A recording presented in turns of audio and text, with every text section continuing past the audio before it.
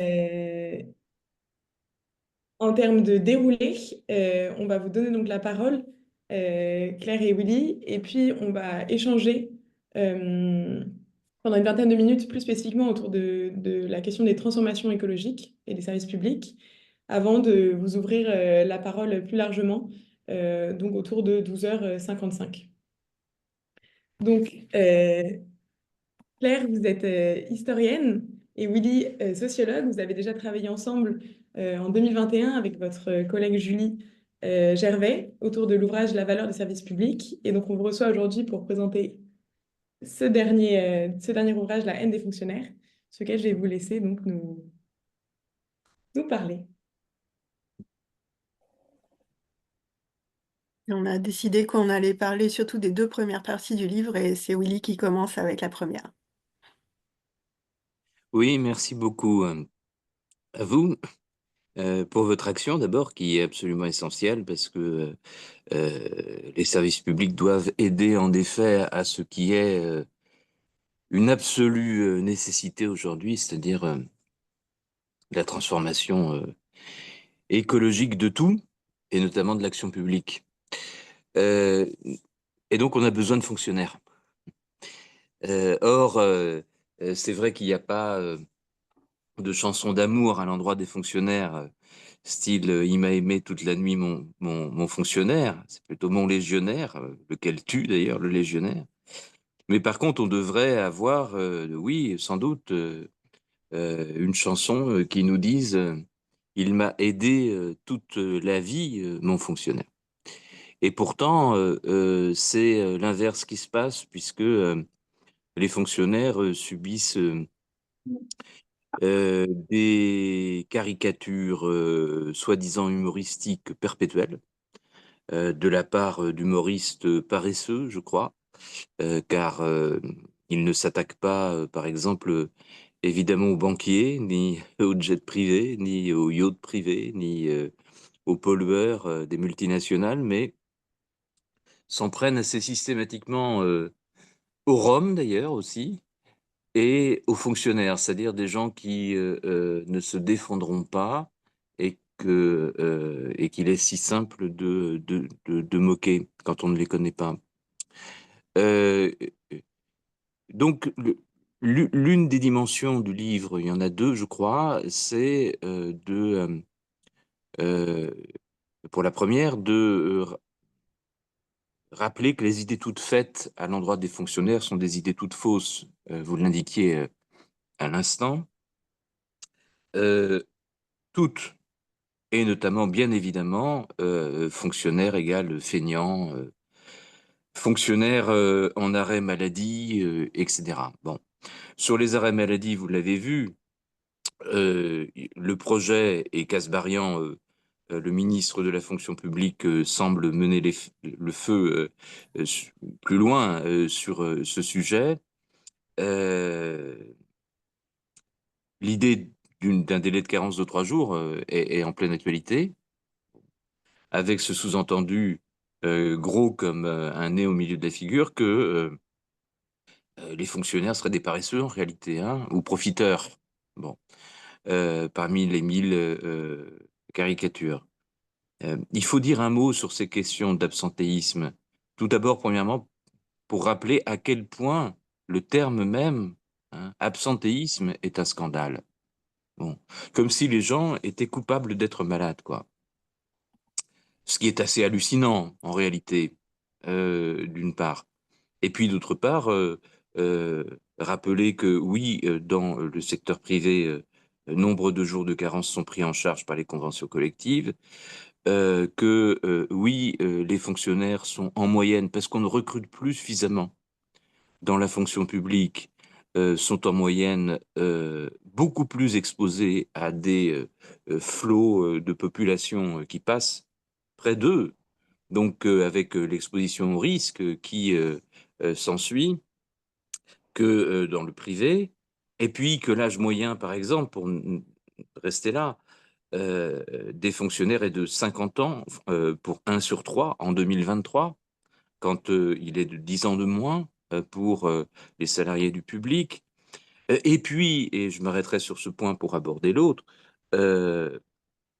que les fonctionnaires, contrairement à ce qui est cru, ce ne sont pas des gens assis sur leur chaise, ce sont essentiellement des ouvriers, des employés, 600 000 agents d'entretien, euh, des aides-soignantes, des infirmières, des secrétaires de mairie, des égoutiers, des forestiers, etc. Bref, des travailleurs euh, enfin, sur le terrain, des agents des routes, hein, sans lesquels il n'y a pas d'entretien possible, et ça dépend des régions, mais je vous assure, il va en avoir de plus en plus nécessité avec les intempéries qui viennent. Bon. Et sans ces travailleurs euh, populaires qui gagnent très peu, presque des travailleurs pauvres, il n'y a pas de fonctionnement possible.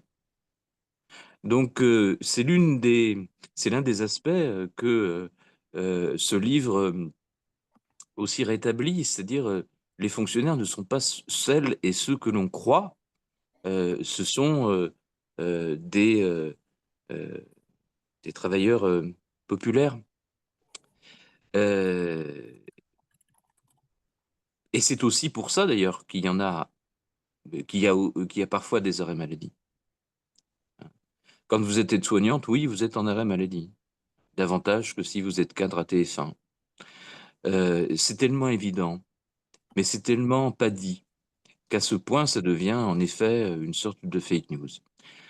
Euh, bon, alors, on voit que se déploie euh, ce- en toute méconnaissance du travail des agents.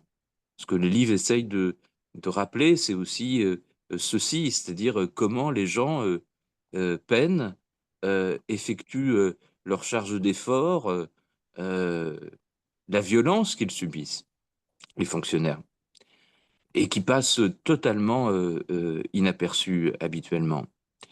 Euh, Derrière les attaques sur l'absentéisme qui se déploient à l'heure actuelle et qui vont continuer, et d'autres vont venir, euh, on voit poindre là une vieille haine habituelle, par contre, alors des fonctionnaires.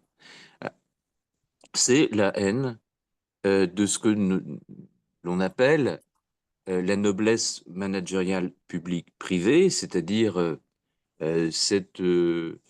ces hauts managers d'État qui vont et viennent du public au privé, qui colonisent la direction des services, y compris parfois maintenant dans les collectivités territoriales, malheureusement, et qui euh, ont besoin d'un plus haut poste dans l'État pour avoir un haut poste dans le privé, lequel haut poste dans le privé amenant de plus hauts postes dans l'État, etc. Ce qui est au principe, avec les formations en management dans les écoles du pouvoir, complétées généralement de business school ou l'ESSEC ou HEC, ce qui est au principe de l'importation caricaturale des règles du privé dans le public.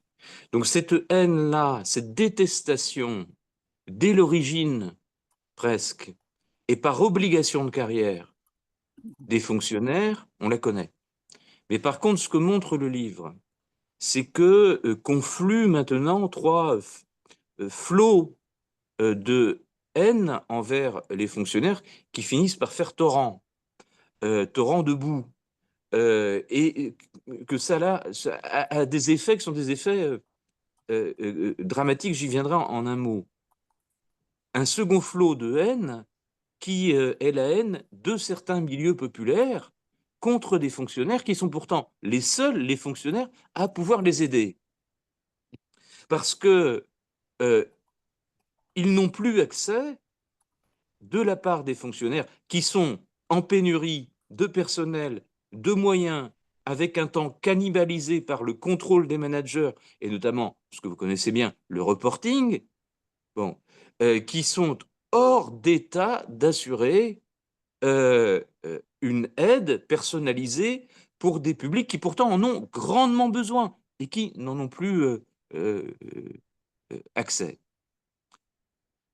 Alors ça vaut caricaturalement aux urgences. C'est un cas habituel, mais enfin, il vaut la peine d'être rappelé. Le conseil de surveillance du CHU de Nantes, le 11 décembre, vient de rappeler que le temps moyen d'attente est de 8h15 à Nantes, au CHU de Nantes. Moi, j'habite en Picardie, c'est 9 heures, plus de 9 heures, pour des gens qui souffrent. De telle sorte que, là, illustration, oui, des gens pètent un câble, si vous m'autorisez l'expression. C'est-à-dire que ils s'en prennent aux infirmières, ils s'en prennent aux urgentistes. Résultat des courses, sans doute n'y a-t-il pas de spécialité médicale plus exigeante et plus respectée d'ailleurs à l'hôpital que l'urgence. Bon. Eh bien, de moins en moins d'étudiants en faculté de médecine choisissent comme spécialité euh, d'être urgentiste. Pareil pour les infirmières qui fuient. Et donc, les infirmières qui fuient, les urgentistes qui s'en vont, les médecins de l'hôpital public qui, eux aussi, filent vers les cliniques privées, nous disent, en réalité, on peut prendre d'autres exemples, les professeurs qui s'en vont ou qui ne viennent plus, nous disent le troisième flot de haine qui, aujourd'hui, se conjugue à ces deux premiers. La haine des fonctionnaires pour eux-mêmes, pour ceux qu'ils sont obligés de faire, pour ceux qu'ils n'ont pas envie de faire, parce que généralement, s'engager dans la fonction publique, c'était pour elles et eux, non pas un métier, mais une vocation. Et cette vocation est interdite, abîmée.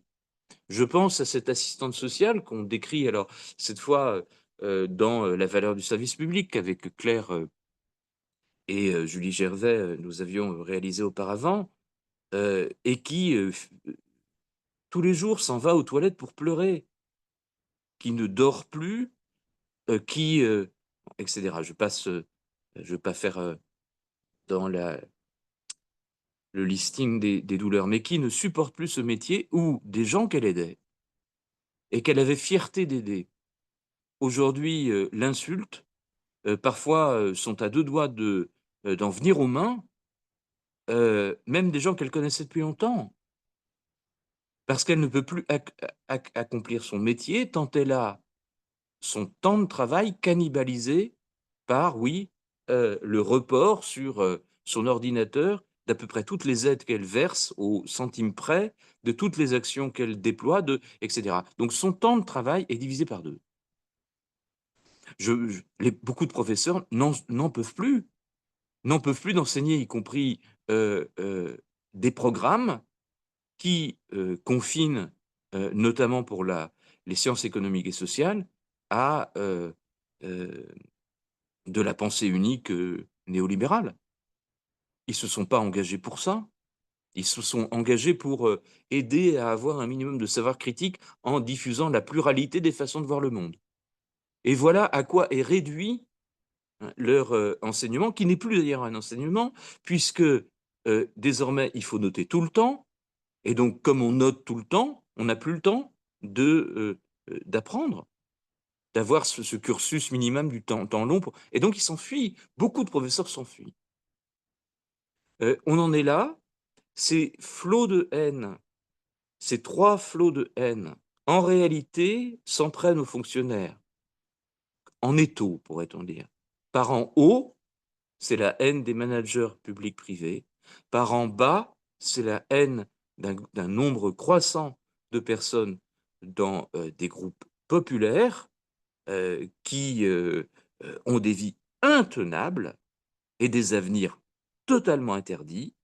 Et puis aussi, j'allais dire, par le milieu, dans leur milieu professionnel, eux-mêmes se diffusent cette haine. Alors, comprenez bien que cela offre un terrain, ce sera ma dernière phrase, pardon d'avoir peut-être été trop long, euh, euh, cela offre toute possibilité de défaire encore, de massacrer ceux qui restent de la fonction publique, ceux qui restent de la fonction publique.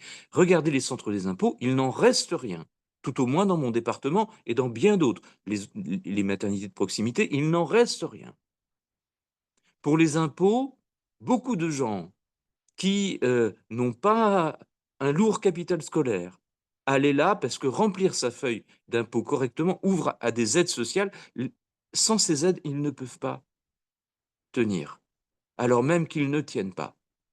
J'ai des exemples où les gens n'ont pas ces aides parce que ils ont abandonné le remplissage numérique, ils savent pas faire, ne savant même pas d'ailleurs que ça déterminait les aides. Bon.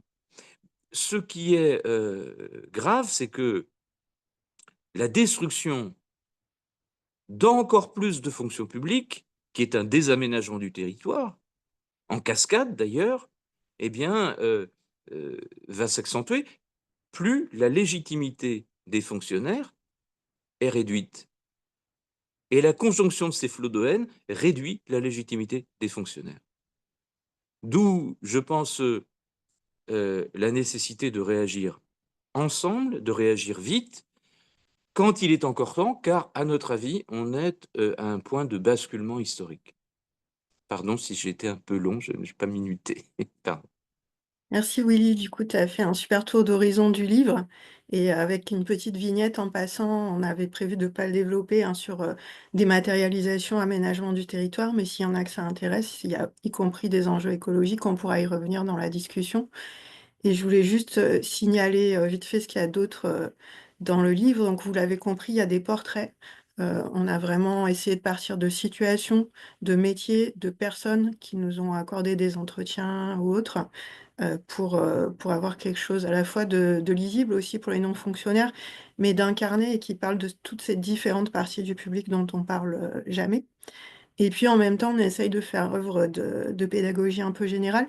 Donc on ne vous rentre pas dans le détail sur la question de la haute fonction publique parce qu'on a considéré que vous connaissiez ça bien.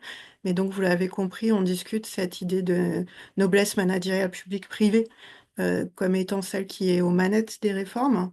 Et on discute si ça veut dire que tout se pourrit, qui est en même temps un discours médiatique très répandu sur les énarques, où on dit à la fois que non, au sens où cette toute petite pointe qui est en conflit d'intérêts permanent, ça n'est pas la généralité des hauts fonctionnaires.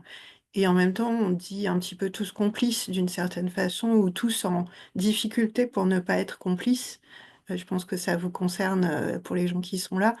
C'est-à-dire que c'est difficile de ne pas appliquer ces directives-là tout en haut.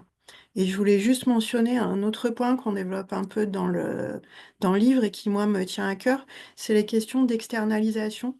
Donc, je trouve qu'elles sont très peu discutées dans le débat public et dont la non-discussion nourrit la confusion permanente entre dépenses publiques, services publics et payer des fonctionnaires, qu'on retrouve très bien là encore dans la discussion budgétaire, comme si toute la dépense publique ne faisait que payer des fonctionnaires, ce qui est évidemment tout à fait faux. Et donc dans le livre, on met le zoom sur deux points presque extrêmement opposés de l'externalisation. D'un côté, les cabinets de conseil.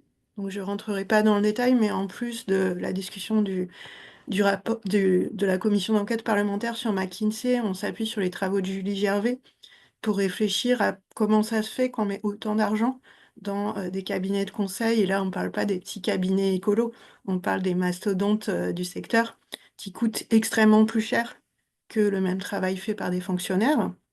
Il y a des raisons de forme, il y a des raisons de rapidité, il y a des raisons de fongibilité asymétrique qui peuvent quasiment obliger à faire ce choix. Et puis, il y a ce qu'évoquait Willy, la haine des fonctionnaires qu'on enseigne aux hauts fonctionnaires eux-mêmes dans leurs écoles, au fond, et qui peuvent les amener à croire que les consultants sauront mieux faire. Et puis, on zoome sur un autre cas à l'autre extrême de l'échelle sociale, qui est celui des personnels de nettoyage du public et de l'externalisation du nettoyage donc des lieux des services publics et en particulier des hôpitaux et des EHPAD. Notre attention avait été attirée là-dessus par les travaux d'économiste François-Xavier Devetter qui soulignait que l'externalisation du nettoyage ne fait pas forcément faire des économies de dépenses publiques. Et là, on a zoomé en particulier en utilisant un très intéressant rapport de stage de l'École des hautes études de santé publique sur un cas précis d'un EHPAD, sur tout ce qu'on perd d'autre en externalisant le nettoyage au privé. On peut perdre en qualité évidemment, de nettoyage. Il y avait eu un reportage particulièrement déprimant de Cache Investigation où une journaliste s'était fait engager pour nettoyer à l'hôpital de Valenciennes. Elle avait même pas de balai, en gros. Donc là, ça peut être vraiment, y compris dramatique, puisqu'on parle de bio-nettoyage. Mais ce qu'on évoque dans le cadre de l'EHPAD, c'est deux autres choses. D'abord, c'est le fait que dans le nettoyage, il n'y a pas que le cœur de métier. Donc le cœur de métier, c'est nettoyer. On dit, OK, nettoyer, on n'a pas besoin de fonctionnaires. En fait, dans tous les métiers, il y a bien autre chose que le cœur de métier. Et là, ce que montrait bien ce rapport de stage, c'est que, lorsqu'on avait des, femmes de ménage précaires, jamais les mêmes, qui venaient 2 heures par-ci, 2 heures par-là, on perdait beaucoup, en ambiance déjà et puis en plein d'autres services qu'elles rendent, des services anodins comme, aider les visiteurs à se diriger dans l'établissement ou des services plus cruciaux comme, signaler une personne en détresse au personnel, médical. Donc première chose que montre ce rapport sur un EHPAD, bah, qu'il y a pas que le cœur de métier, qu'en fait dans tous les métiers du public, les gens font d'autres choses aussi, ce qui peut être une des raisons, importantes de les stabiliser, de les constituer en collectif et de leur donner un statut de fonctionnaire. Et la seconde chose moins agréable que montre ce rapport, c'est l'engrenage de l'externalisation. C'est qu'au départ, y compris les femmes de ménage fonctionnaires d'un EHPAD existant étaient OK pour externaliser une partie du nettoyage parce que c'était le nettoyage du dimanche et qu'elles n'avaient pas envie de le faire. Et puis la directrice était pour parce que c'est ce qui se fait et puis l'entreprise était pour évidemment et ainsi de suite. Et une fois cet engrenage lancé, ben, le prochain EHPAD dépendant, du même groupe hospitalier, tout le nettoyage est externalisé et on se retrouve avec des problèmes pour les patients qui sont moins écoutés, des problèmes pour le reste de l'équipe de l'EHPAD qui n'a pas les retours et puis des problèmes pour les femmes de ménage qui sont, dans une situation de précarité extrême en nettoyant 2 heures à l'EHPAD, 2 heures ailleurs. Donc c'est un point où on voulait faire un peu œuvre pédagogique finalement, parler de ces enjeux d'externalisation qui peuvent être gérés dans des tableaux Excel. Est-ce que ça coûte, plutôt plus ou moins cher? Mais en entrant dans la situation de travail et aussi en les exposant, à des gens qui ne sont pas décideurs publics.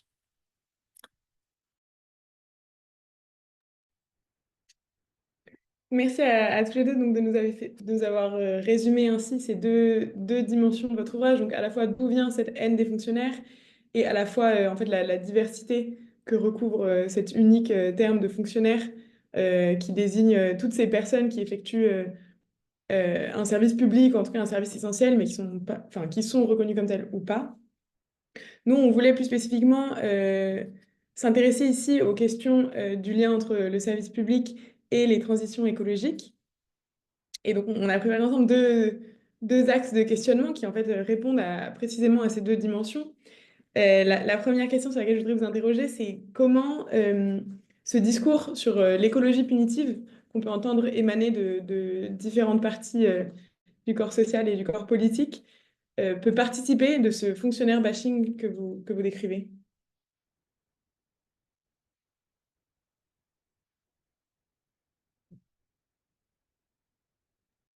C'est moi qui réponds, c'est ça? Oui, d'accord. Euh, c'est une question compliquée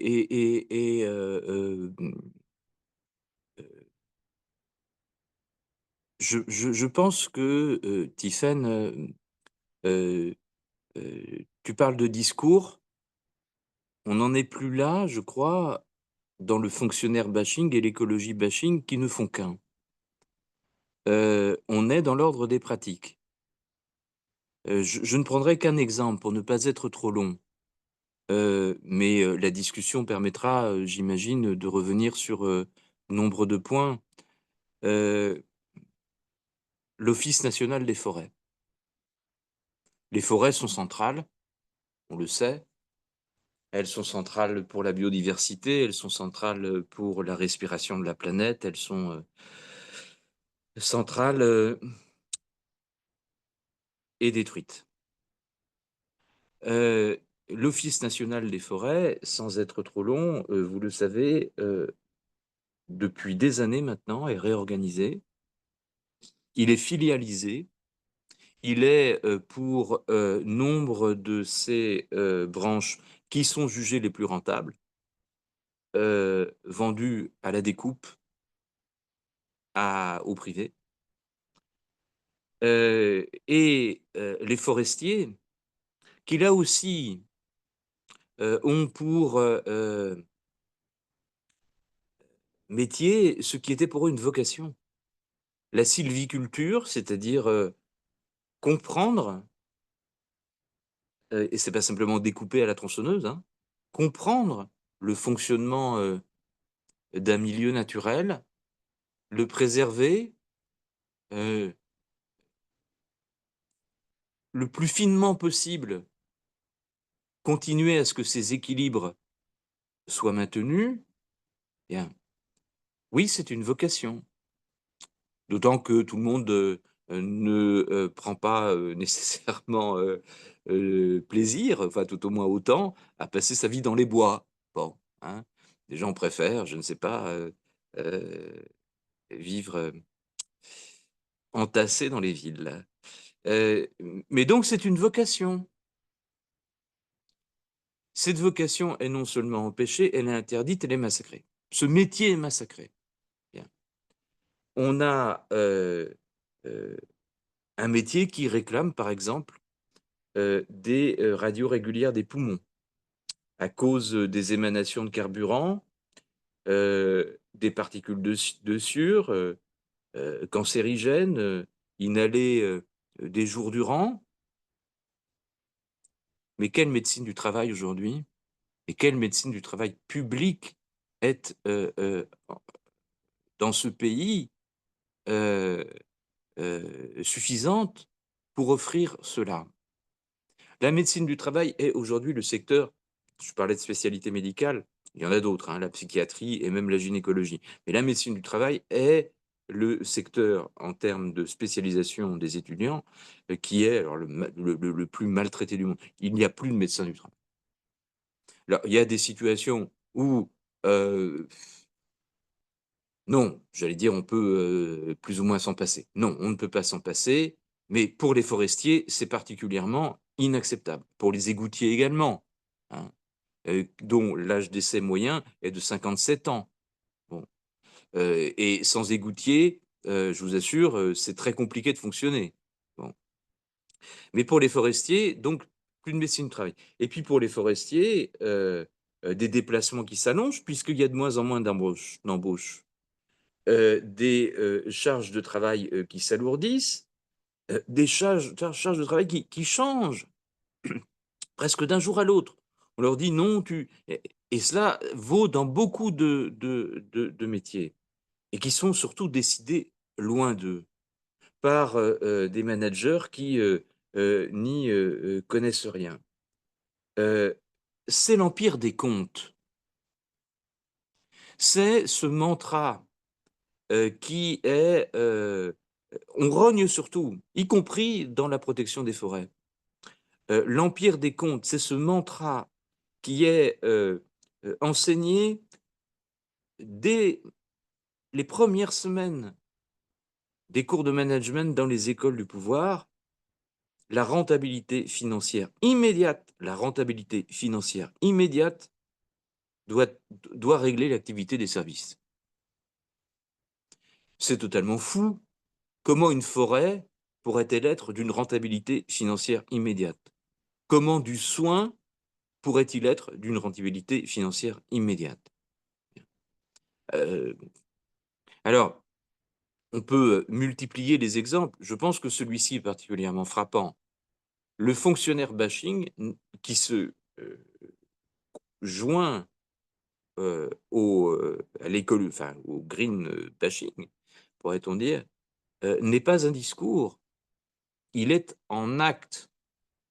Et si on a une conception un peu étendue de l'écologie, c'est-à-dire pas simplement la planète, pas simplement la planète et le vivant non humain, mais aussi les humains, bref, tout le vivant, vivre sainement, j'allais dire, eh bien, les corps des inspecteurs euh, de l'hygiène, par exemple, sont aussi réduits, tout comme l'inspection du travail.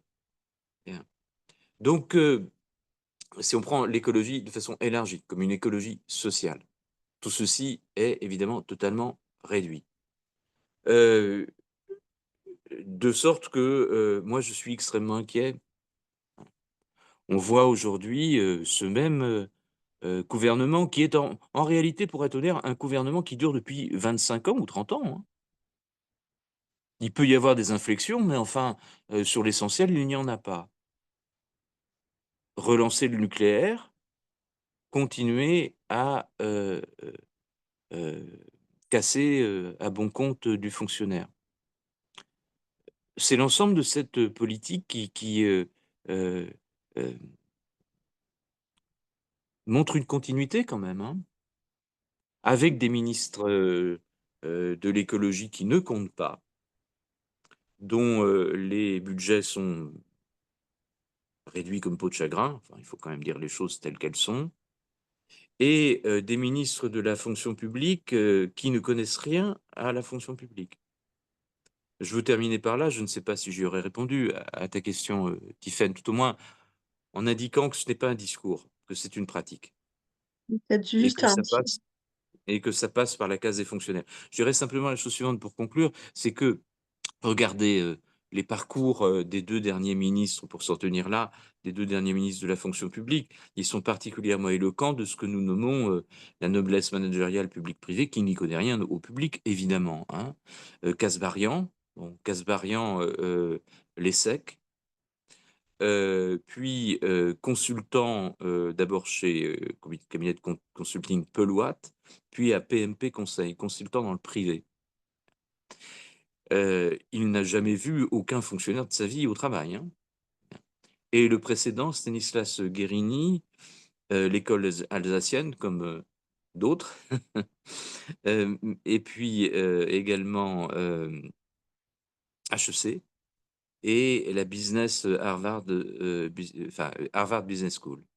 Puis l'un des cadres dirigeants chez Air Products, qui était une multinationale heu, américaine du gaz, qui n'a jamais vu un fonctionnaire au travail non plus. Un forestier, certainement pas.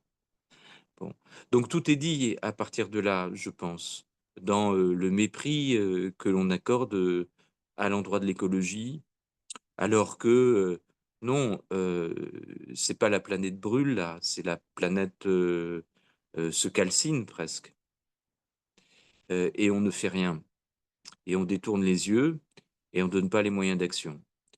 Les fonctionnaires, par contre, hein, on est bien content de les trouver et de trouver leur disponibilité en cas de pandémie, où ce sont les premières et les premiers de corvée.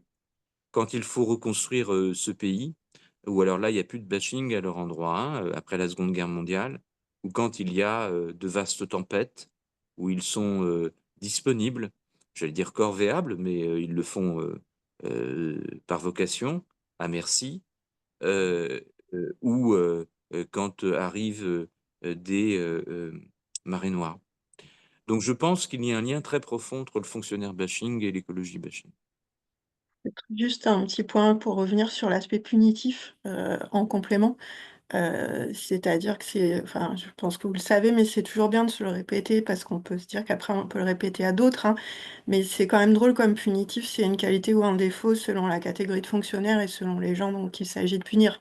Puisqu'on a les mêmes gouvernements qui, critiquent des juges pour n'être supposément pas assez punitifs sur de la délinquance de rue, qui vont critiquer, en revanche, différents corps d'inspection du public pour être trop punitifs. Évidemment, surtout quand les personnes qu'il s'agit de punir sont des personnes riches, suspectes, d'évasion fiscale, des patrons dans le cas des inspecteurs du travail ou, des pollueurs dans le cas de l'écologie. Et on y revenait, dans notre premier livre, on parlait un peu plus de l'inspection du travail, qui est toujours accusée d'être un nid de syndicalistes, gauchistes, violemment, punitifs. En reprenant des chiffres de, 2009 et je pense que depuis, c'est encore plus net, où, 93 des constats d'infraction au code du travail faits par l'inspection du travail donnaient lieu à une simple lettre d'observation. C'est-à-dire qu'il y a des consignes, évidemment, de ne pas aller à la punition directement et qui peuvent être de bonnes consignes par ailleurs, mais qui sont parfaitement respectées. Et c'est pareil en matière d'écologie, mais c'est simplement que la moindre critique des pollueurs est ultra mal prise. Et juste pour compléter ce que disait Willy sur l'ONF, signaler que la baisse d'effectifs énorme de l'ONF, qui a perdu 30% de ses agents depuis 2000, ironiquement donc depuis la tempête de 99, elle s'est beaucoup faite comme partout ailleurs, et Willy l'a aussi mentionné par contractualisation, c'est-à-dire qu'on ne recrute quasiment plus de titulaires. Et une des conséquences, c'est on commence à manquer d'agents de l'ONF assermentés, qui pourraient justement avoir cette punitivité minimale, au départ de dresser un PV d'infraction sur un propriétaire privé qui ne débroussaille pas et qui crée des risques d'incendie. Et c'est aussi ça, en fait, qui fait la spécificité des fonctionnaires. Alors, pas tous. Moi, j'ai un pouvoir de sanction nul, je dirais, comme directrice de recherche au CNRS. Mais le fait que certains fonctionnaires peuvent être punitifs, c'est-à-dire exercer la violence légitime de l'État d'une façon proportionnée, de façon bien réglementée, etc., c'est un petit peu une des raisons pour lesquelles on a besoin de fonctionnaires. Donc là, je pense qu'il y a un combat commun pour revaloriser cette notion de punitivité, discuter de quand est-ce que c'est bien d'être punitif, quand est-ce que c'est un problème qui touche les questions d'écologie et qui touche les questions de fonction publique. Merci pour ces réponses. Ma deuxième question, je vais la faire donc en lien avec un des commentaires qu'on a de Sylvain Pastor qui nous demande du coup d'éviter de notre côté le grande école bashing. Donc Claire, tu l'as dit tout à l'heure sur le distinguo que vous faites dans le livre entre la noblesse managériale d'État pleinement actrice de ces dynamiques et l'ensemble des hauts fonctionnaires et membre de l'action publique qui subit les contraintes de ce vent tout en essayant d'y résister. Et la question que j'avais moi, c'était comment, au vu de l'extrême diversité des expériences de ces différents fonctionnaires ou agents publics, construire une véritable communauté d'action autour justement des transformations écologiques. Oui, et je pense qu'on pourra revenir sur la question du grandes écoles bashing ou pas, hein.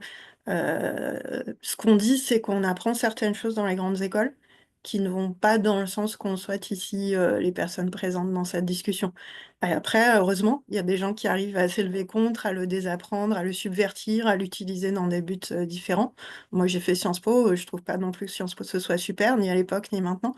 Et donc, ce qu'on reproche aux gens, c'est pas d'avoir fait l'ESSEC en soi, c'est éventuellement d'être resté dans ce qu'ils ont appris dans l'ESSEC uniquement. Mais surtout pour les ministres de la fonction publique, là, c'est un peu particulier. C'est quand même quand on est à diriger les ressources humaines de l'ensemble de la fonction publique, c'est quand même ennuyeux d'en avoir si peu de connaissances de première main. Alors, ce qui me permet de revenir à la question de Tiffaine sur voilà, comment construire des communautés autour de la transformation écologique et notamment entre métiers. Et je pense que le premier aspect, notamment pour les personnels plutôt de management, c'est de s'intéresser à cette diversité des métiers du public. Donc ça peut passer par parler avec les agents, ça peut passer par lire des travaux sur leur travail ou regarder des documentaires sur leur travail, il en existe quand même. Ça peut passer parfois par aller accompagner les agents une journée ou deux sur leur lieu de travail. Alors, il y a des gens, ils auront beau accompagner, ils verront rien, parce qu'ils sont sûrs d'avoir raison, etc. Mais quand même, si on a un minimum d'ouverture, si on accompagne, qu'on regarde, qu'on écoute et qu'on ne parle pas trop, on découvre souvent des aspects importants du travail. Et c'est crucial pour la transformation écologique, parce que je pense que souvent, elle peut se heurter à des transformations de tâches qui seraient mal vécues par les agents. Si on pense par exemple à la suppression des produits phytosanitaires pour l'entretien des parcs et jardins publics, c'est certainement une bonne nouvelle pour tout le monde, y compris pour la santé des personnels d'entretien des parcs, mais ça change radicalement leur geste de travail. Donc ça appelle beaucoup d'interrogations sur est-ce que du coup c'est plus pénible physiquement, sur quoi, qu'est-ce qu'on peut faire par rapport à ça, est-ce que c'est plus répétitif et ainsi de suite. Et pour réévoquer le personnel de l'ONF qui évoquait Willy et rendre hommage au travail de Charlotte Glinel, je vais mettre son nom dans le chat, une collègue de mon labo qui travaille sur le travail à l'ONF. C'est vraiment intéressant parce qu'on voit dans le cas de l'ONF à la fois de très grandes souffrances liées aux pertes d'effectifs, ce qu'évoquait Willy, l'agrandissement des circonscriptions, alors que c'était des gens qui avaient une connaissance intime de certaines parcelles. Et puis on voit des résistances, parce que les forestiers sont historiquement un métier très collectif, très syndiqué aussi, et qu'ils ont réussi à aller parler avec les associations écologistes, avec les élus locaux aussi, et donc à faire un peu sortir leur savoir-faire de métier, leur rapport à leurs tâches, de leur simple métier, à construire ces alliances à l'extérieur. Mais donc les forestiers et les forestières, en gros, se trouvent confrontés à ce qui est un peu une absurdité écologique, c'est qu'en fait, les décideurs de tout en haut, ceux qui n'ont jamais vu un arbre en particulier, ils sont partis sur les forêts puits de carbone, donc on va planter des arbres, un maximum, des milliards et ainsi de suite. Et puis, en gros, ce que disent les forestiers, je vous la fais rapidement, c'est: «Bah oui, mais ça dépend quels arbres, comment on les plante et comment on les coupe». Et c'est pas en faisant des sapinières Douglas qui sont en fait, des sortes d'usines à arbres avec aucune biodiversité, on va, faire des puits de carbone intelligemment, ou faire une bonne transition écologique. De même, vu d'en haut, la solution écologique, c'est, faire du bois, énergie. C'est faire des granulés pour brûler dans des poêles parce que c'est toujours mieux que du mazout. Et en fait, quand on regarde de près ce que ça implique pour le travail des agents, déjà, c'est un désastre. Et puis pour l'écologie, bah, c'est des gros camions sur des routes de campagne, enfin, c'est pas toujours super. Et donc, ce que montrent, les travaux de Charlotte Glinel et le cas des personnes de l'ONF, en gros, c'est que c'est important d'écouter les personnes qui sont sur le terrain, qui sont dans des situations qui sont pas partout les mêmes, parce que les forestiers des Vosges, ils vont pas raconter la même chose que les forestiers des Landes. Il y a les scolytes d'un côté, il y a les incendies de l'autre. Mais c'est, de tester avec ces personnes le truc un peu vu d'en haut, genre, bah, par rapport au changement climatique, j'avais pensé que, et voir ce que leur, connaissance concrète de leurs tâches, vous répond, sur à leur avis, est-ce que ça va marcher et sur à leur avis, est-ce que c'est faisable en termes de main-d'œuvre également? Parce que, par exemple, ce que disent les agents de l'ONF, du coup, en lien avec les associations écologiques, ont beaucoup plaidé pour des forêts plus diverses, moins de coupes rases, des choses qui ont l'air, en fait, agréables pour tout le monde, c'est-à-dire y compris pour, en fait, les randonneurs, les chasseurs et cetera. Ça a l'air, gagnant-gagnant, si j'ose dire. Sauf que note en bas de page, pour entretenir ce type de forêt, il faut plus de personnel humain que pour faire des champs de sapins. Donc, ben, des fonctionnaires probablement à un moment, même si ça peut être aussi, externalisé, en partie. Donc c'est un peu un exemple positif dans le cas de l'ONF, d'une profession qui a y compris enrôlé des ergonomes assez tôt pour parler de ces gestes de travail, de comment ils allaient être changés, par le réchauffement climatique, mais aussi par l'informatisation, l'utilisation de smartphones et cetera, et qui a réussi un peu à se faire entendre, en tout cas par des associations, par des élus. Après, est-ce que, typiquement, les très hauts fonctionnaires qui, dirigent l'ONF de tout en haut sont au courant de ça? C'est une autre question. Merci beaucoup pour cette réponse. Florence, je vois que tu lèves la main. Oui, je voulais peut-être apporter un témoignage, juste un petit pied de nez à Claire sur la question des forêts. Moi, je travaille sur Bordeaux et malheureusement, on connaît à la fois le fléau des scolytes et des incendies. Je voulais peut-être revenir justement sur ces questions un peu de conditions de travail. Et on le voit avec la polémique sur les arrêts de travail. Là aussi, c'est un sujet qu'on connaît moins, mais derrière la question effectivement des déserts médicaux, il y a la question du manque criant de médecins de prévention, y compris dans des très grosses collectivités. Moi, je travaille en fait sur deux sujets qui semblent avoir rien à voir. Et en fait, là, votre livre, il fait parfaitement le lien. Je travaille à la fois sur les politiques de public de transition écologique et à la fois sur les questions de handicap et conditions de travail dans la fonction publique. Et ce qu'on voit en fait, c'est qu'on est dans un espèce de cercle vicieux, c'est qu'en fait tous ces dispositifs de prévention pour éviter ou réduire les risques de handicap et de maladie, d'arrêt maladie, donc d'absentéisme, il faut que ça soit prescrit par des médecins du travail.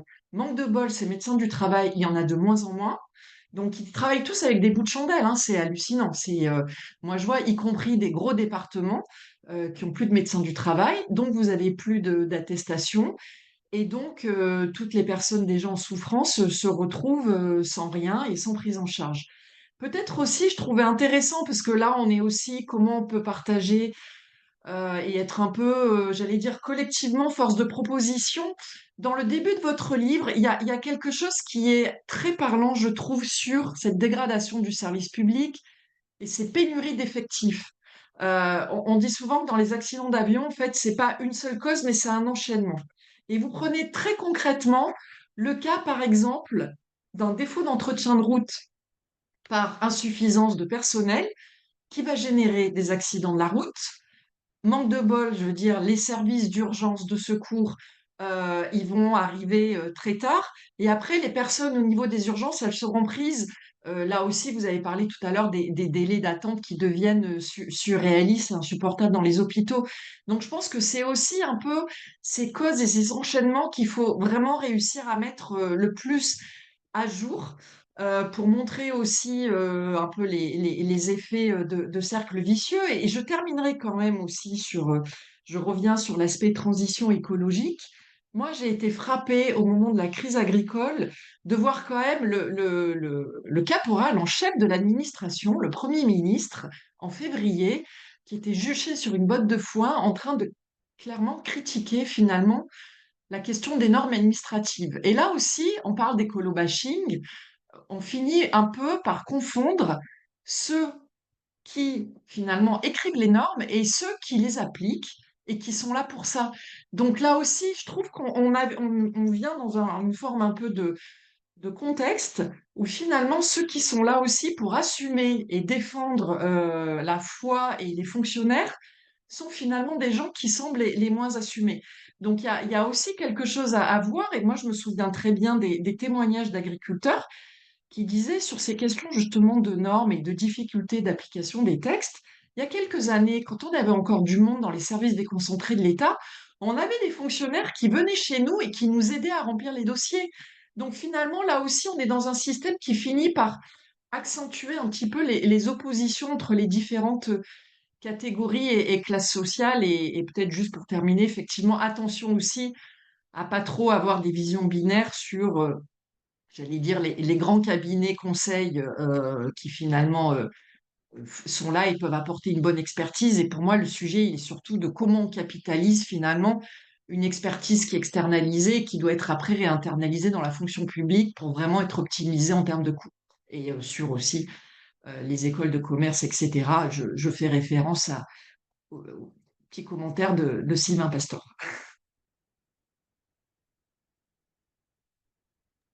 Oui, peut-être juste signaler quand Willy avait regardé les statistiques dans le livre, on documente le manque de médecine du travail aussi, et peut-être encore pire, pour ce qui est du personnel des hôpitaux et du personnel de l'éducation nationale. Mais effectivement, pour la territoriale, c'est pas tellement mieux. Donc la fonction publique en général est particulièrement sous-dotée et en effet, ça nuit aux politiques de prévention qui existent parfois que sur le papier. Et juste sur l'aide à remplir les dossiers, effectivement, c'est un point qu'on fait à propos de la dématérialisation en pensant, peut-être plus dans le chapitre où on l'évoque, aux prestations sociales. Mais c'est parfaitement vrai aussi pour les formulaires qu'ont à remplir des chefs d'entreprise, agriculteurs ou autres. En fait, avec la dématérialisation, on est seul face au langage des formulaires qui n'était déjà pas optimisé avant. Hein, tout le monde s'est toujours plaint du caractère obtus des formulaires. Mais quand on a quelqu'un en face, Willy évoquait les perceptions, quand on a quelqu'un avec qui remplir le formulaire, on peut tomber sur une personne qui explique, y compris qui explique le bien fondé de la norme. Laisser les gens face à un formulaire sur un écran, c'est quand même la manière de créer, de l'incompréhension, du ressentiment, vis-à-vis de l'État. On a une question donc, dans le chat de Mario. Les autres, si vous souhaitez prendre la parole, n'hésitez pas à lever la main ou à écrire votre question et puis on vous la donne. La question porte sur l'origine historique des flots de haine que Willy vous décriviez dans votre première partie. Est-ce qu'elle est issue du XXe siècle ou d'avant? Je fais un peu historienne, mais Willy, tu compléteras parce que je vais faire vite fait. Il y a toujours eu des caricatures de fonctionnaires paresseux et notamment de fonctionnaires comme étant uniquement des travailleurs de bureau, dès le 19e siècle, dès le mot fonctionnaire. alors même que le premier moment où il y a un grand nombre de fonctionnaires qui existent, c'est lorsqu'on embauche un grand nombre de facteurs et d'instituteurs. Donc ils ne sont pas des fainéants dans leur bureau, a priori. Donc il y a des parties de cette haine qui peut toujours être réutilisées, en gros, qui sont très anciennes. Mais ce qu'on montre sur nos 2 livres, c'est vraiment cette expansion d'une version du nouveau management public, alors qu'il a aussi un plane au début de bonnes intentions sur mieux gérer plus près des usagers. D'ailleurs, au début, il y avait compris des personnes de gauche dans ce mouvement au nom de quelque chose de moins hiérarchique. Mais la manière dont le nouveau management public a été mis en pratique, et sa mise en pratique, c'est vraiment essentiellement depuis 2001, quoi, si on veut fixer une date, elle a exacerbé ces différentes haines par en haut, en formant quand même dans les grandes écoles avec ce mantra que c'est forcément mieux fait dans le privé. Enfin, qui est pour le coup qu'un mantra, parce que ça dépend où dans le public et ça dépend où dans le privé, mais qui peut conduire une partie des chefs à mépriser par principe leurs subordonnés, ce qui n'est jamais un bon point de départ. Avec la fermeture des guichets, qui là, en fait, débute dès les années 1980, mais qui s'accélère au XXIe siècle et qui est quand même un des grands moteurs de la haine venant des classes populaires, devant l'incapacité d'accéder. Et puis avec ces sous-effectifs et ces réorganisations incessantes, là c'est vraiment depuis les années 2000, et en particulier depuis la présidence Sarkozy, qui crée cette incapacité à faire son travail et ce que Willy décrivait comme éventuellement haine de soi via l'empêchement de bien faire son travail chez les fonctionnaires. Je ne sais pas si tu veux compléter Willy sur cette chronologie.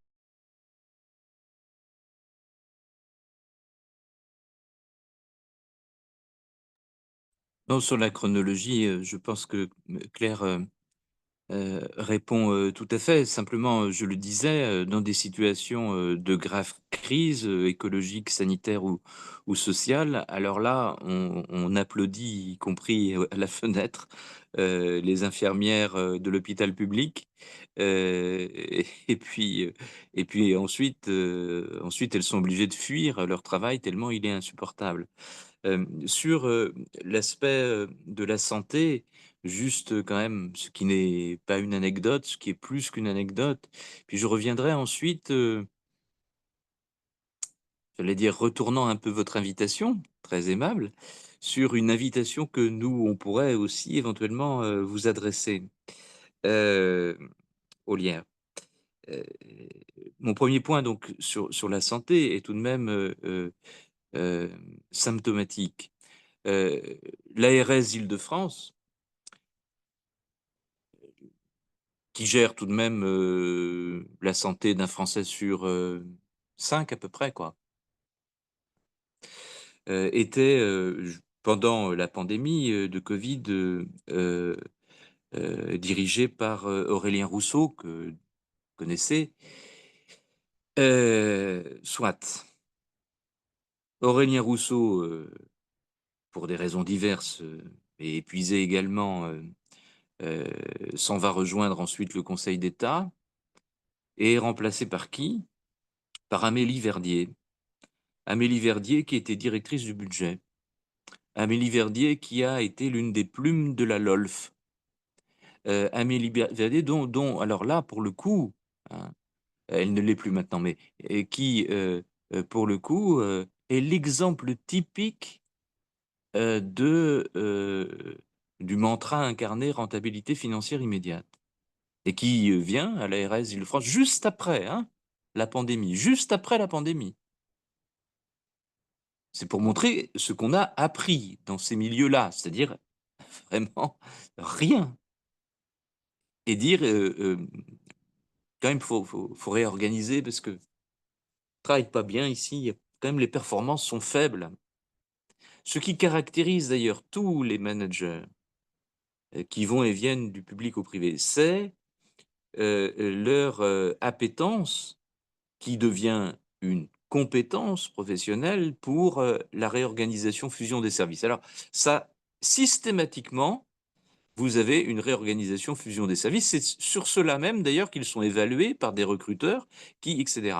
Seulement, vous le savez comme nous, pour qu'un manager soit dans une carrière qui avance, alors il est de bon ton de penser qu'il ne doit pas rester plus de 2 ou 3 ans en place parce qu'autrement, parfois, c'est un has-been. Enfin, ça dépend des places, mais enfin, donc ils s'en vont.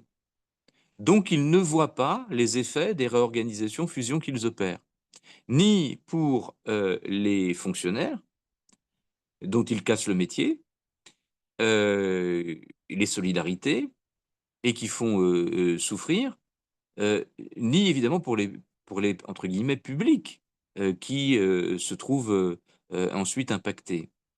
Bon, donc on nage dans une forme de cécité organisée qui est, l'une des conditions nécessaires pour que, ce mécanisme, continue de réforme systématique, et à pas forcer, de l'État.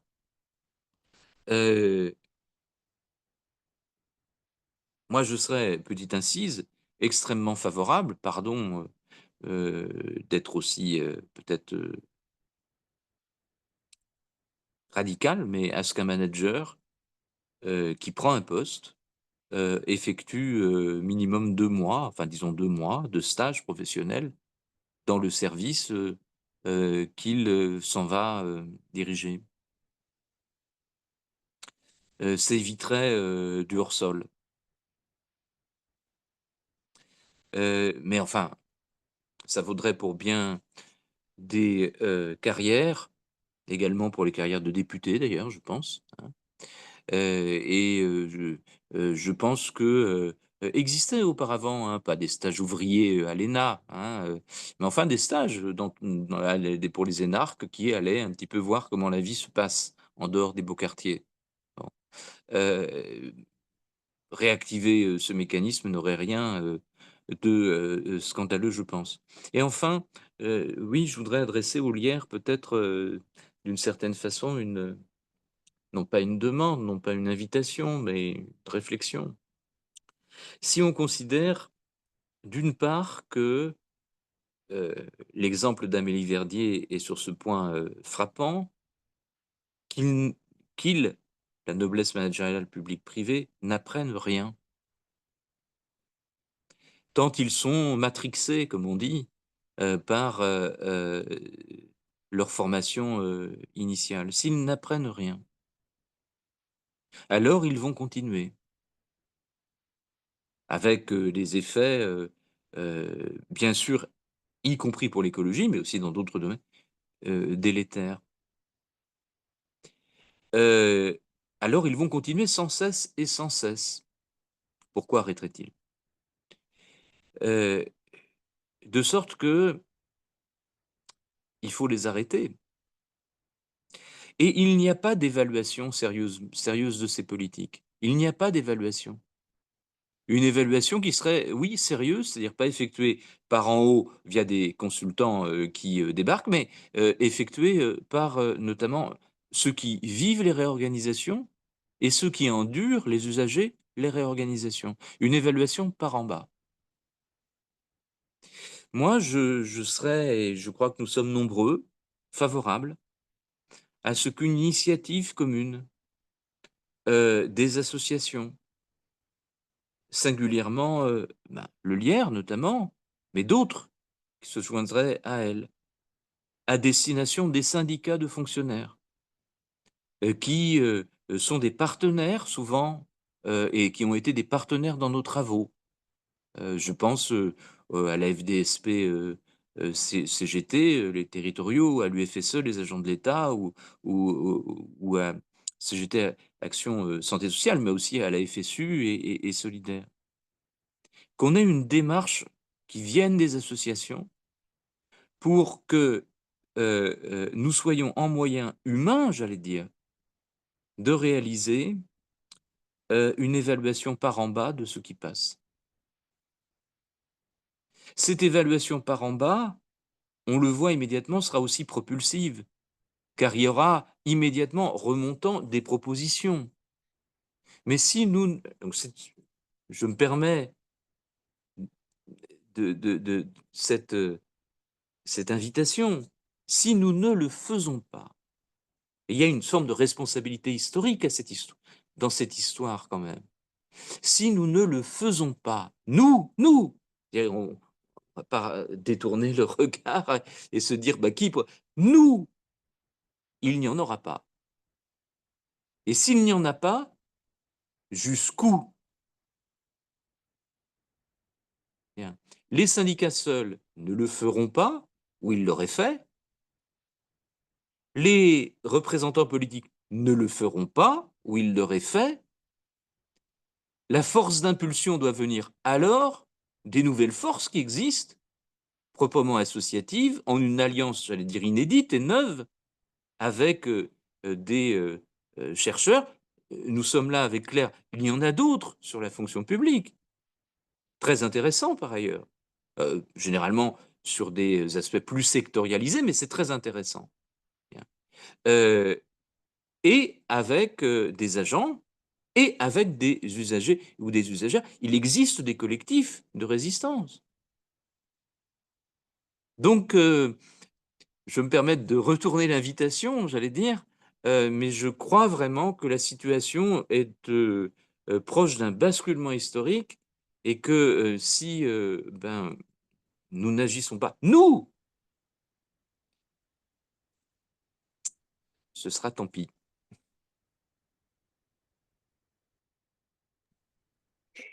Merci pour cette invitation, à laquelle c'est évidemment pas facile de rebondir dans le cadre de ce Zoom. Florent, je vois que tu as la main levée, donc je te laisse la parole et après, on va Oui, je continuer voulais avec... juste réagir et préciser déjà un peu les initiatives qu'on avait prises dessus, mais enfin, laissons plutôt déjà la place à toutes celles et ceux qui veulent intervenir. Profitez-en, on a encore quelques minutes. Bon, alors juste s'il y a personne, ce que je voulais peut-être Une question dire à... Pardon. Une question de Frédéric. Peut-être que Frédéric, est-ce que tu veux la dire ou la préciser? Vous avez Oui, le droit de parler, hein. donc effectivement, moi je travaille dans l'administration depuis maintenant 5 ans. Euh, j'ai vu à la fois l'administration centrale de très près et aujourd'hui je travaille en territorial sur des politiques publiques de développement durable. Donc, je travaille en transversalité avec l'ensemble des directions de services dans chacun de mes postes. Et ce que je constate à chaque fois, c'est cette difficulté à avoir des effectifs suffisants pour pouvoir accompagner l'ensemble de ces directions à faire leur transition écologique, à faire évoluer les process. Et du coup, on se retrouve souvent à avoir des missions qui vont se rajouter à d'autres missions alors qu'on est déjà sous l'eau. Et on va soit nous supprimer des postes, soit simplement nous dire finalement, on peut vous donner un apprenti, mais c'est à peu près tout et débrouillez-vous. Et du coup, face à cette situation, c'est très compliqué de refuser puisqu'on est déjà sous l'eau. Donc, on va dire un apprenti ou une apprentie, même si son objectif c'est d'être formé, c'est pas de faire le travail d'un agent public, à défaut de pouvoir avoir d'autres aides, on va dire qu'on s'en contente. Et malheureusement, on les fait travailler aussi un peu comme des agents lambda, quoi. Donc c'est très compliqué. Donc je suis ouvert à toute suggestion pour justement qu'on puisse éviter de se trouver dans ces situations-là et avoir un minimum de ressources humaines disponibles pour pouvoir mener nos missions tout simplement dans des conditions de travail correctes. Voilà. Oui, je répondais dans le chat parce que je m'intéresse particulièrement à ces questions d'apprentissage, que c'est vraiment un gros problème plus généralement, parce qu'en plus, avec le développement de l'apprentissage du supérieur, qui est certainement celui qui est concerné ici, ça coûte extrêmement cher en dépenses publiques, puisque les salaires de ces apprentis, même quand ils sont en entreprise, sont largement payés par l'État. Donc, bon, ça coûte sûrement moins cher qu'un fonctionnaire de 50 ans, mais il faudrait vraiment regarder dans le détail, parce qu'en fait, l'apprenti, il faut quand même l'encadrer, etc. Il n'est pas autoporté, ça prend du temps de travail à des permanents et permanentes. Donc c'est vraiment un truc compliqué. Et je m'interroge toujours sur le fait que, enfin, nominalement, un apprenti, comme d'ailleurs un jeune en service civique, ne peut pas faire le travail d'un permanent. devrait être encadré, etc. Sur quels seraient les leviers juridiques pour essayer de faire respecter ça. Je sais que c'est compliqué de faire respecter le droit, mais à ces échelles-là de remplacement de permanents par des apprentis, et c'est vrai en entreprise aussi, et d'ailleurs aussi souvent sur les questions vues comme pas très importantes, écologie, prévention des risques, etc. Il y a quand même un vrai souci, quoi. Mais sans avoir de grosses solutions, en fait, on est là, confronté à cette éternelle question du plafond d'emploi, quoi. Qui est que c'est pas tellement un problème de dépenses publiques, c'est vraiment un problème de nombre de fonctionnaires et où parfois on va payer beaucoup plus cher pour externaliser quelque chose ou avoir des contractuels ou avoir des apprentis ou et cetera, parce qu'on est accroché au plafond d'emploi. Malheureusement, c'est installé depuis tellement longtemps, à la fois dans le droit et dans la tête de ceux et celles qui nous gouvernent, que faire sauter ça en disant: «Mais de temps en temps, c'est juste en fait plus simple et moins cher d'avoir un fonctionnaire», c'est compliqué.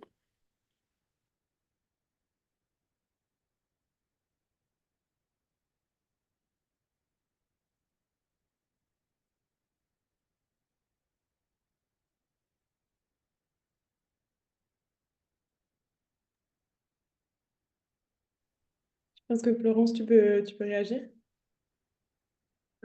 Oui, c'était, alors comme on dit en langage professionnel, à l'attention de Willy Pelletier, nous prenons le point.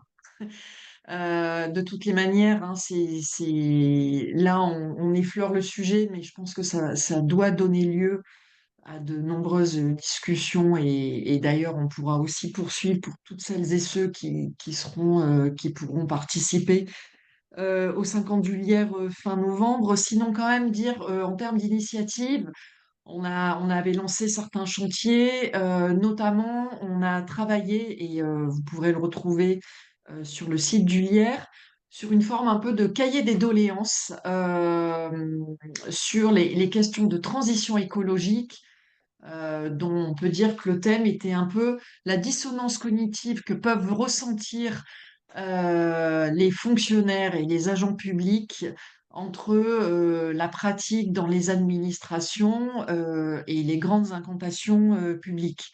Et aussi toute la question un peu des décortiquer, pas seulement les malaises et les ressentis négatifs, mais aussi en termes de propositions, comment on arrive un peu à collectivement travailler sur ces sujets, y compris, hein, on l'a pas dit au début, mais on travaille beaucoup avec les autres associations qui sont ou des collectifs sur la question des administrations, transition écologique et services publics. Mais on prend le point.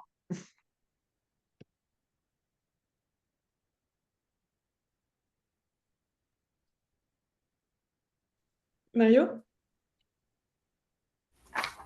Encore merci pour toute la présentation, toutes les explications, c'est très clair et très enrichissant. Euh, Frédéric a mentionné un mot qui moi m'a interpellé, c'est le mot processus, et je mettrai le mot compétence. Alors je vais avoir du mal à formuler ma question, ça va être plus du coup vous demander de rebondir par rapport au constat que j'ai posé moi dans une première expérience.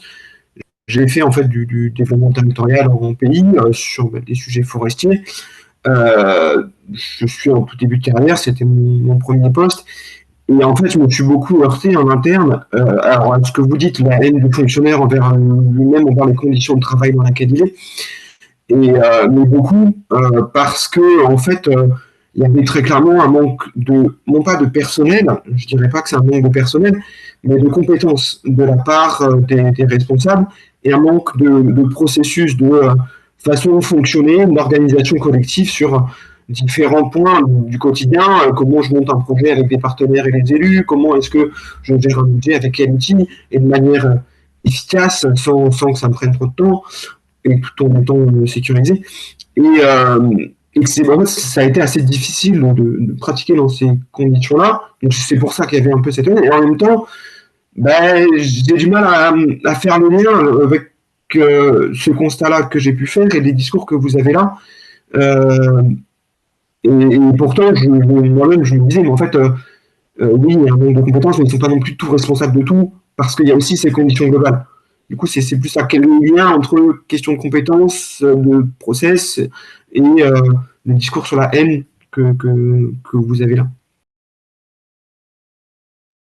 Je ne sais pas si ça s'applique dans ce cas précis, mais je pense qu'une des choses qu'on dit, c'est qu'il y a un rapport de plus en plus compliqué à la capitalisation des compétences, en fait, tout simplement l'expérience collective que peuvent avoir les gens d'un service, parce qu'il y a une idéologie dominante de mobilité à tout prix, alors notamment parmi les managers, et ça joue aussi si le manager débarque et qu'il n'est pas au courant, et puis même de critiquer les agents qui sont depuis trop longtemps dans le même métier, dans le même endroit, etc.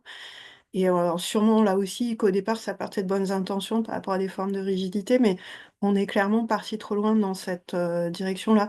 Et je pense que là, il y a peut-être, dans le cas décrit, je sais pas, cette question de collectivement, se dire: «Ben, on a une expérience de trucs qui ont marché, de trucs qui ont pas marché, c'est important, on prend du temps, pour en prendre acte, pour le transmettre aux nouveaux» et cetera, qui est souvent du temps qu'on n'a pas, par ailleurs, quand on est en sous-effectif et sur d'autres tâches. Mais voilà, cette valorisation d'expérience située dans un métier, dans un service, dans un endroit, c'est souvent quelque chose qu'on a retrouvé nous dans nos enquêtes ou dans les enquêtes des autres, hein, qu'on transmet assez largement, sur des poches de la fonction publique où des gens étaient encore en capacité et en bonheur de faire leur métier. Et symétriquement, le trop grand turnover, l'absence de souvenir collectif de ces manières de faire comme cause de souffrance et d'inefficacité, quoi, tout bêtement.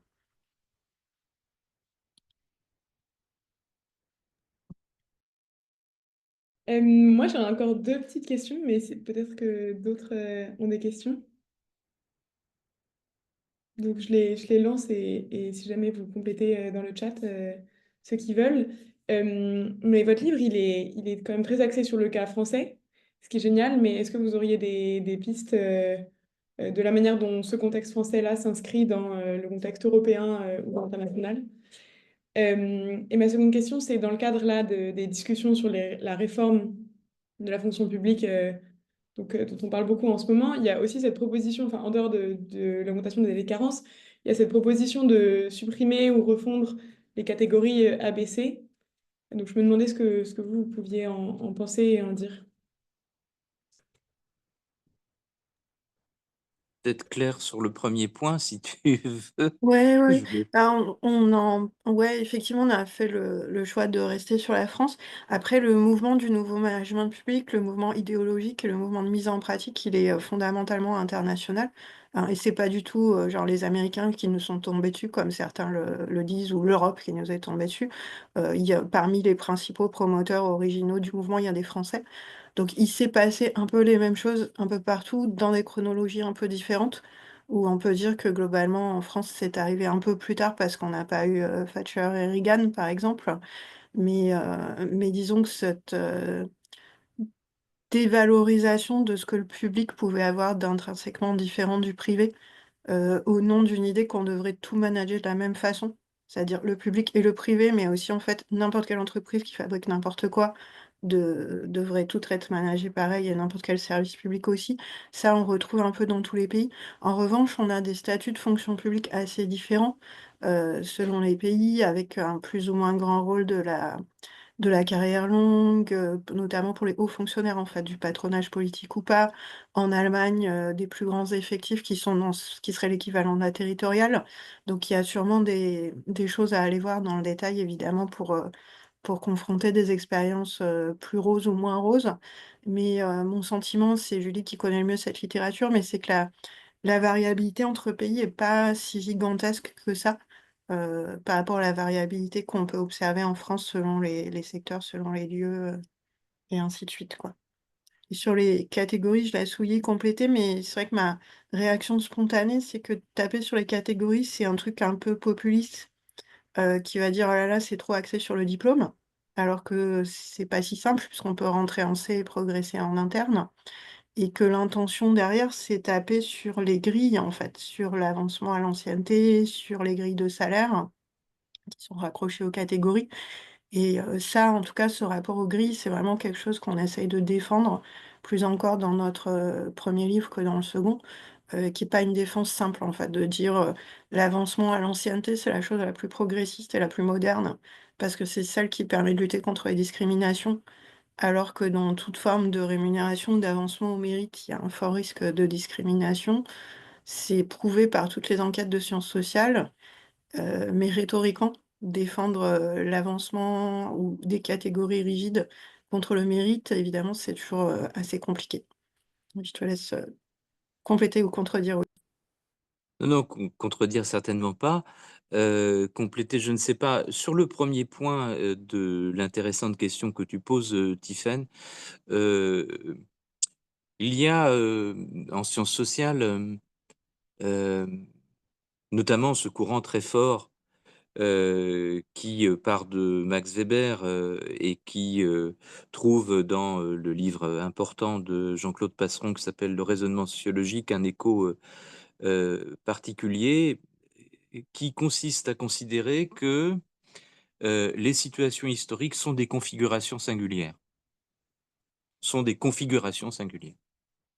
Pourquoi je dis cela? Je dis cela parce que on est dans un règne de l'indifférenciation en réalité, quand on entend des essayistes nous parler de la montée de l'extrême droite en Allemagne, de Trump ou de Mélanie ou du Rassemblement national. On est dans un règne de l'indifférenciation. Et pourtant, il y a sans doute quand même une constante qui est ce repli, ce massacre, disons-nous, de l'action publique en s'attaquant aux fonctionnaires. Ça produit quoi?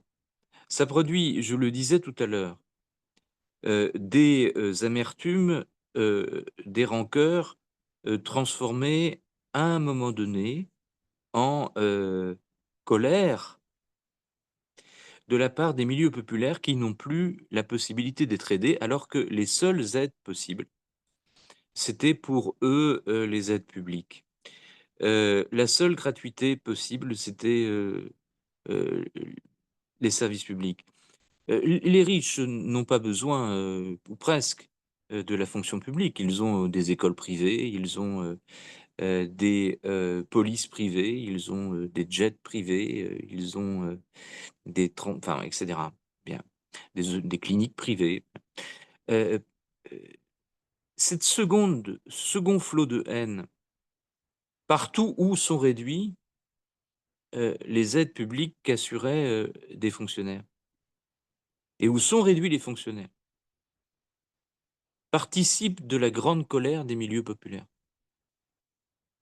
Et cette grande colère des milieux populaires, invisible aux yeux de ceux qui sont, y compris en ville, cette grande colère des milieux populaires se traduit notamment par des votes de vengeance sociale. Les votes de vengeance sociale, c'est le RN aux portes du pouvoir. Rendons-nous compte de cela, aux portes du pouvoir. De plus en plus riches, de plus en plus professionnalisés. C'est pourquoi je pense que nous sommes dans une situation, sans vouloir se la péter, mais enfin, de basculement historique. Et qu'on doit en prendre l'ampleur. Bien. Sur le second point que tu disais, Tiffaine, et puis je conclurai pour ma part sur un dernier mot, mais euh, ce que je crois, c'est que ça joue beaucoup, cette histoire de suppression des catégories A, B, C, évidemment sur la question de la mobilité des fonctionnaires. C'est-à-dire que qui passera de C à B, eh bien sûr, des personnes qui se montreront empressées, pour ne pas dire dociles, à l'endroit non seulement des managers, mais dans la fonction publique territoriale, des pouvoirs locaux. Donc c'est aussi l'ultra-individualisation des trajectoires, mais sous le sceau de la soumission, voire même de la délation, etc. Pour les catégories A, je pense que ça signifie que de plus en plus de cadres du privé, mais c'est déjà à l'œuvre, il y a une possibilité ainsi, avec la loi de transformation de l'action publique, euh, la dernière votée sous Guérini, euh, de plus en plus de cadres du privé pourront piquer la place de cadres du public. Donc c'est un démantèlement en réalité du statut de la fonction publique et de ce qui, dans le statut de la fonction publique, évidemment, semble totalement intolérable pour les puissants, la possibilité pour les fonctionnaires d'être indociles, la possibilité pour les fonctionnaires, au nom d'un intérêt supérieur qui est l'intérêt général, de dire non ou de faire autrement. C'est ça qui est en jeu, en fait, hein, c'est la docilisation euh, des, euh, des fonctionnaires également, euh, et avec toutes les conséquences qui peuvent être, alors, y compris même d'un point de vue écologique, y compris territorialement, qui peuvent être totalement lunaires, pourrait-on dire, hein, lunaires au sens d'aridité, parce que ce sera euh, bien. Mais et donc à partir de ce moment-là, oui, j'entends par bonheur ce que Florence Guéry euh, a la gentillesse de dire. Je crois beaucoup que, y compris les points que soulignait Tiphaine, montrent à quel point nous sommes dans une situation historique grave, et que par là même, si nous restons chacun dans nos couloirs, j'allais dire de nage, chacun juxtaposé, utile, puissamment utile, mais chacun juxtaposé, heu, chacun côte à côte, plutôt que chacun, coude à coude, alors, nous n'aurons pas la force, sociale nécessaire. Donc, j'entends et c'est, heu, très heureux et propulsif que, vous preniez le point, heu, mais j'espère qu'ensemble, nous allons gagner ce point. Merci, je vais donc laisser Florence conclure. Merci, encore un grand merci hein, pour votre présentation. Merci à toutes et tous pour votre participation. Alors, je précise que je vous ai mis dans le chat le lien sur ce fameux, entre guillemets, cahier des doléances. Bien entendu, il est absolument crucial, effectivement, qu'on ne soit pas chacun un peu dans nos silos. Au-delà, nous, des collectifs et autres associations qui sont un peu dans la même œuvre que nous, on essaie aussi de créer des liens, des attaches et des coopérations avec les syndicats. Donc ça aussi, c'est important à rappeler. Euh, Peut-être qu'il me reste à vous saluer, peut-être vous dire bon appétit pour toutes celles et ceux qui, comme moi, n'ont pas eu le temps encore de déjeuner. Et rappeler pour les nouveaux qu'on vous propose donc, c'est ce vendredi, une réunion d'accueil, je parle sous le contrôle de Fanny, une réunion d'accueil en Zoom pour les nouveaux de midi à 13h. Voilà, et n'hésitez pas à nous remonter hein, aussi vos réactions, commentaires et témoignages à l'appui et à l'issue de ces séquences.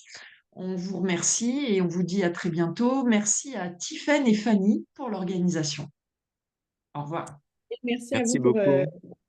pour votre parole et vos travaux. Merci beaucoup. Au revoir. Bonne journée.